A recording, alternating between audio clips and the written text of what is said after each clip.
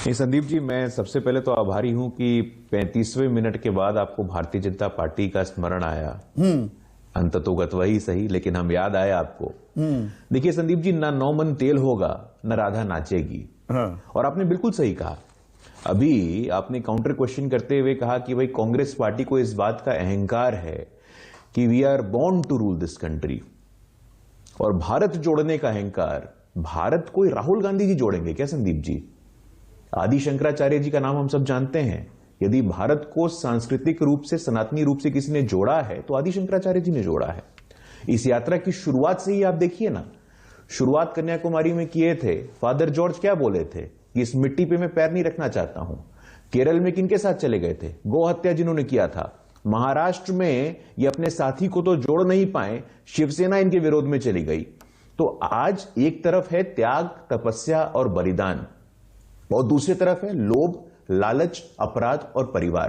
तो वो शुरू से लेकर चंपत के अंत तक जो आप देख लीजिए। पुराने, इतने पुराने स्वयं सेवक हैं, वो प्रशंसनीय कहते हैं कि एक 50 साल का नौजवान 3000 किलोमीटर इतनी ठंड में वो चलता पाया जा रहा है। लोगों को प्रेरणा लेनी चाहिए, इस यात्रा से जुड़ना चाहिए।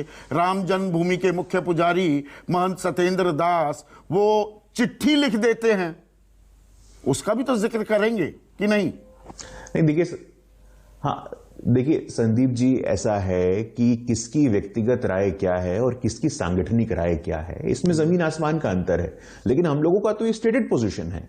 हम ये पूरे दावे के साथ कहते हैं कि कोई अहंकार से परिपूर्ण व्यक्ति ही, अहंकार और एरोगेंस से भरा हुआ कोई व्यक्ति ही ये कह सकता है कि हम भारत जोड़ने का प्रयास करेंगे, और लगातार शुरू से अंत तक सिर्फ और सिर्फ उसमें असत्य। और आप देखिए, नेशनल कॉन्फ्रेंस पिता पुत्र, पीडीपी पिता पुत्री, समाजवादी पार्टी परिवार, नेशनल कॉन्फ्रेंस और पीडीपी दोनों के साथ आप गठबंधन कर चुके हैं, ये मत भूलिएगा जब आप ये कहते हैं। वो बेटा बेटी पार्टी को उखाड़ने चले थे, उनके साथ 2.5 साल का आपने समझौता कर लिया। संदीप जी, हम तो अटल बिहारी वाजपेयी जी के संस्कार वाले लोग हैं, और अटल बिहारी वाजपेयी जी ने इस देश को सिखाया है कि गठबंधन धर्म होता है, और 22 दलों के साथ हमने गठबंधन किया है। और आज आप बिल्कुल अलग थलग हैं। से आग्रह करूंगा कि गठबंधन के नाम पर एक शिवसेना, एक नाथ अलग थलग है आपके पास।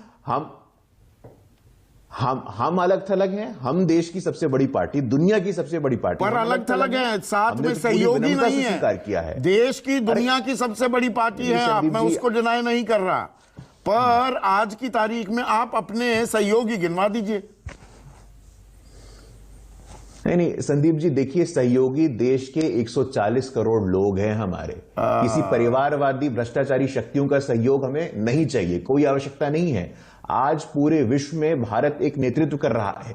G20, Shanghai cooperation organisation, international year of millets, तमाम ऐसी चीजें जहां भारत का एक हस्तक्षेप बढ़ा है। और अभी मैं मल्लिकार्जुन खड़गे जी की चिट्ठी को देख रहा था, कह रहे हैं आदिवासी उनके साथ है। अगर आदिवासी उनके साथ होता तो 70 साल नहीं लगते इस देश को एक आदिवासी की बेटी को राष्ट्रपति बनाने के लिए। संविधान पे हमला हो रहा है। शिवसेना आपका सबसे पुराना घटक, शिरोमणि अकाली दल, INLD, लगा है, JDU, बिछड़े सभी बारी बारी।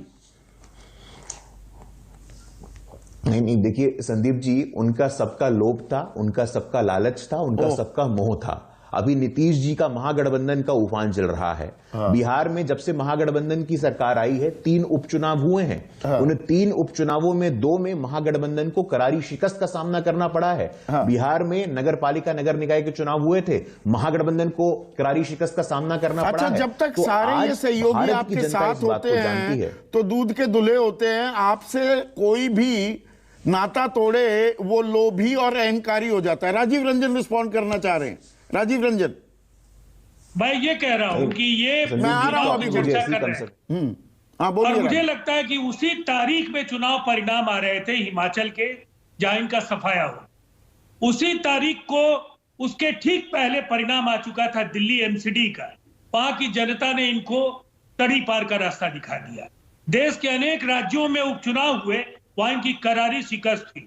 गुजरात के बाहर तो ये पार्टी खत्म हो रही। बिहार में तो आप हारे ना, 3 उपचुनाव में से 2 में हारे, सुनिए ना, और ये पूरे देश में हार गए। तो मान ले अगर हार कोई संदेश है तो पैमाना हम दोनों के लिए बराबर मान ले, मैं मान लूं। चलिए वो पैमाने पर आएंगे, पर गुरु ये 5 जो दलों को न्योता नहीं दिया गया, ये दरअसल आपके पोटेंशियल एलाइज तैयार कर दिए क्या कि नहीं जी ये तो बी टीम है, सी टीम है बीजेपी की, वो बिना घटकों के जो एनडीए का कुनबा तथाकथित कुनबा है उसके लिए संभावित कुछ पार्टियां आपके सामने पहले ही पेश कर दी क्या कांग्रेस ने?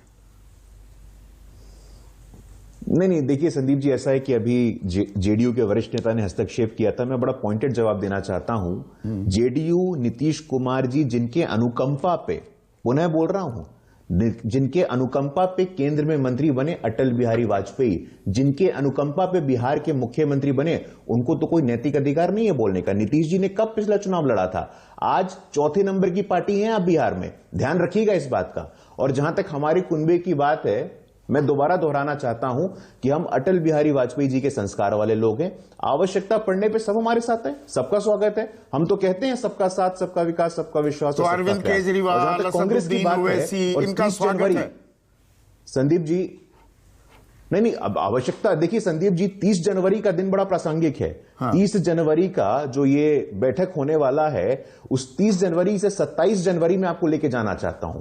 27 जनवरी 1948 महात्मा गांधी का एक लेख प्रकाशित हुआ था हरिजन में। उन्होंने कहा था कि Congress has outlived it's utility. यह दूरदर्शिता थी उनकी कि कांग्रेस का एक राजनीतिक संगठन के रूप में अब कोई अस्तित्व नहीं रह गया है, उनको लोक सेवक संघ बन जाना चाहिए। बाबा साहब अम्बेडकर ने पुस्तक लिख दिया था, what has Congress and Gandhi done to the untouchables. Ram Manohar Lohia की राजनीति खड़ी हुई थी गैर कांग्रेसवाद के ऊपर, और आज तथाकथित स्वघोषित इनके जो चेले हैं ये कांग्रेस के गोद में बैठने को तैयार है। तो देश सब परेशान हो रहे हैं, थोड़ा असहज हो रही है बीजेपी। परिवार बचाओ अभियान, ये समर्थन तो मिल रहा है लोगों का, रेला ये परिवार बचाओ अभियान है, तो दिखाई दे रहा है ये तस्वीरों में। नहीं संदीप जी, देखिए ऐसा है कि कोई भी व्यक्ति अगर इतना घूमता है तो वो परिपक्व होता है। लेकिन राहुल गांधी जी का बयान हमने नहीं देखा क्या? सर्दी से डरते हो, स्वेटर पहनते हो। मैं प्रायः इन सब बातों में नहीं जानता हूं, लेकिन फिर भी कोई परिपक्वता आई नहीं है।